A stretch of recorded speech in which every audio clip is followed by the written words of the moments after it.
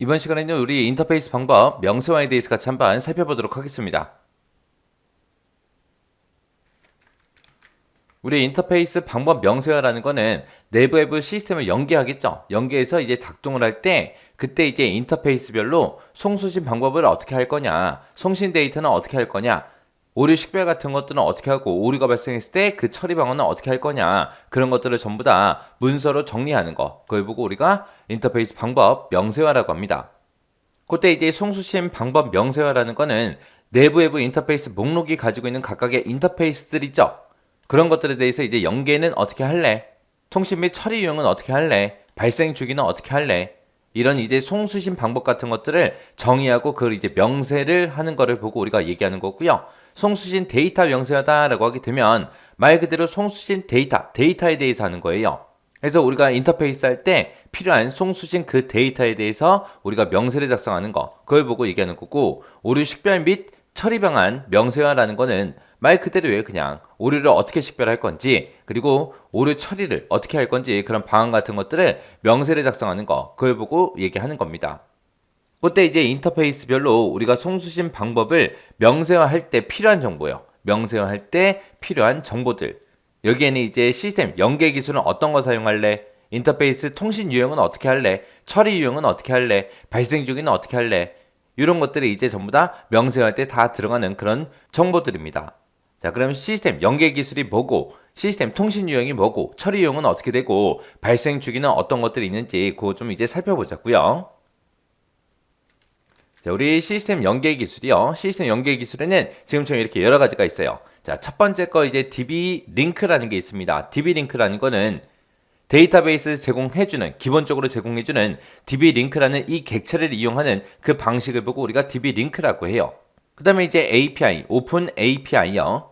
여기서 이제 API라는 거는 우리 운영체제가 됐든 프로그래밍 언어에 보게 되면 우리 라이브러리를 이제 미리 만들어둔다 그랬죠. 그 라이브러리에 보게 되면 이제 응용 프로그램 개발할 때 사용할 수 있도록 인터페이스 프로그램을 미리 만들어 놓은 걸 보고 우리가 API라고 하고, 오픈이라는 말이 들어가기 때문에 얘는 이제 무료다, 공개되어 있다, 그런 뜻이에요. 그래서 얘는 인터페이스 프로그램을 미리 만들어 놓고 그걸 이제 이용하는 거예요. 그걸 이용하니까 좀 더 편하게 우리가 시스템을 연계할 수 있겠죠. 그래서 우리 데이터베이스에서 데이터를 읽어와서 그걸 이제 제공해주는 그런 애플리케이션 프로그래밍, 인터페이스 프로그램, 그걸 보고 우리가 API, 오픈 API라고 그렇게 이제 부릅니다. 그 다음에 이제 연계 솔루션이다 라고 하게 되면 여기서는 안 빠지고 나오는 말이 EAI 서버라는 말이요.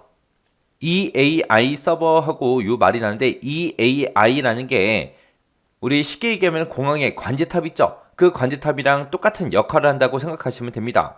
그래서 이 EAI 서버가 공항 관제탑처럼 데이터의 현황 같은 것들을 전부 다 이제 모니터링해서 그것들을 이제 통제해 주는 거, 그런 시스템을 보고 우리는 EAI라고 해요. 그래서 이 서버랑 이제 송신신 시스템에서 설치된 그 클라이언트 있어요. 그 클라이언트를 이용하는 방식을 보고 우리가 연계 솔루션이라고 합니다. 그래서 이 AI 서버랑 클라이언트들 간에 서로 이제 데이터를 주고받고 하는 거, 그걸 보고 우리가 연계 솔루션이라고 한다. 그 다음에 이제 소켓이요. 얘는 이제 서버가 통신하기 위해서 소켓이라는 걸 생성을 합니다. 여기서 이제 소켓을 생성한다, 그 얘기는 서버에 이제 특정 경로를 이제 할당해 주는 거예요. 그 특정 경로를 보고 우리는 포트라고 하는 거고요. 특정 포트를 이제 할당해서 클라이언트가 이제 통신을 요청할 때 그 클라이언트랑 연결해서 통신하는 그런 네트워크 기술을 보고 우리가 소켓이라고 해요. 그래서 얘는 전용 창구를 따로 만든다, 그렇게 이제 기억하시면 돼요. 그 다음에 이제 웹 서비스요. 얘는 이제 시스템과 시스템, 아니면 사람과 시스템 간의 상호작용을 잘할 수 있게 호환성을 지원하기 위해서 사용되는 그런 소프트웨어를 보고 우리가 웹 서비스라고 합니다. 그래서 웹 서비스에서 우리가 WSDL, 그리고 UDDI, 그리고 SOAP 이런 프로토콜을 이용해서 연계하는 서비스를 보고 우리가 웹 서비스라고 그렇게 이제 불러요. 여기서 이제 WSDL이라는 거는 우리 언어예요, 언어. 얘는 이제 웹 서비스와 관련된 그런 서식이 됐든 프로토콜이 됐든 그런 것들을 이제 표준적인 방법으로 기술하고 게시하기 위한 그런 언어, 그때 이제 사용되는 언어를 보고 우리가 WSDL이라고 하는 거고요. UDDI다 라고 하게 되면 얘는 이제 인터넷상에서 전 세계 서비스 업체 목록에다가 자신의 목록을 등록하기 위해서 사용하는 그런 확장 생성 언어, XML을 기반으로 한 그런 규격, 그걸 보고 우리가 UDDI라고 하는 거고요. 그 다음에 이제 SOAP다라고 하게 되면 얘는 이제 HTTP가 됐든 HTTPS가 됐든 SMTP가 됐든 그런 것들을 활용해서 XML 기반의 메시지를 네트워크 상에서 교환할 수 있게 해주는 그런 프로토콜을 보고 얘기하는 겁니다. 그래서 이런 것들을 이용해서 시스템하고 시스템 간에 아니면 사람과 시스템 간에 상호작용을 잘할 수 있게 호환성을 지원하기 위해서 사용하는 그런 소프트웨어, 그걸 보고 우리가 웹 서비스라고 하더라. 그렇게 이제 기억하시면 돼요. 그래서 이제 이런 것도 이제 시험 문제 내기 좋겠죠. 이런 설명들을 쭉 써놓고 이게 뭐에 대한 설명이냐, 이걸 써놓고 이게 뭐에 대한 설명이냐, 그렇게 이제 물어볼 수도 있어요. 그 다음에 이제 인터페이스 통신 유형이요. 통신할 때 어떤 유형으로 할래? 우리가 이제 선택할 수 있다고요. 거기 보게 되면 이제 단 방향이라고 있습니다. 얘는 단 방향 그러면 방향이 딱 정해져 있는 거. 예를 들자면 우리 TV나 라디오 같은 거요. TV나 라디오는 이제 방송국에서 방송 프로그램을 만들어서 이제 우리한테 제공을 해주죠. 우리는 그냥 무조건 받기만 해요. 이 단방향이라는 거는 시스템에서 거래를 그냥 요청만 해요. 요청만 하고 응답이 없는 방식. 그걸 보고 우리가 단방향이라고 합니다.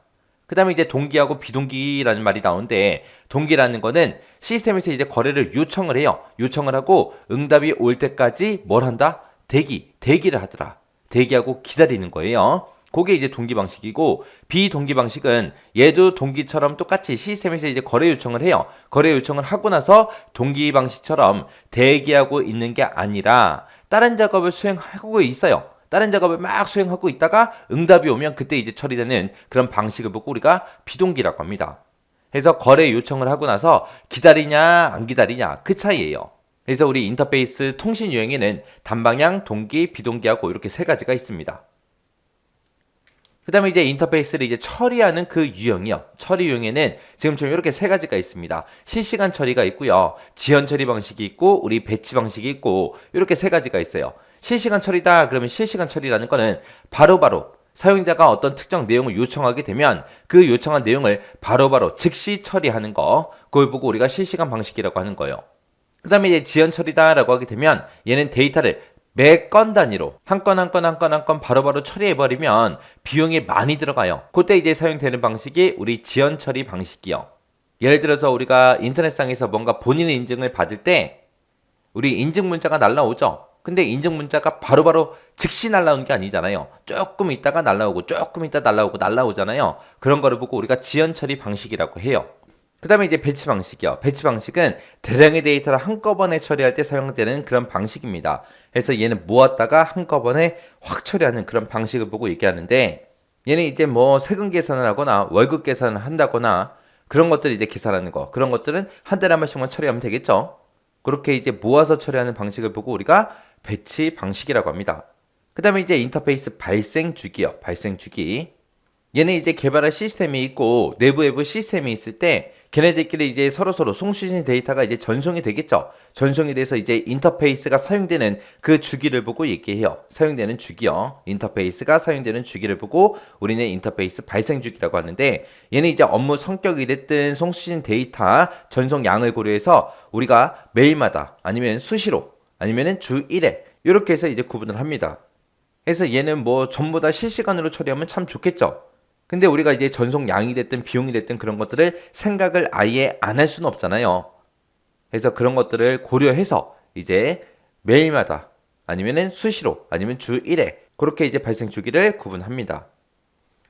그래서 우리 인터페이스 방법 명세화라는 거는 시스템의 이제 연계 기술이 됐든 통신 유형이 됐든 처리 유형이 됐든 발생 주기가 됐든 이런 것들을 이제 싹 다 종합을 해서 우리가 명세를 이제 작성하는 거, 그걸 보고 우리가 인터페이스 방법 명세화라고 하더라. 그거 이제 잘 기억하시면 돼요.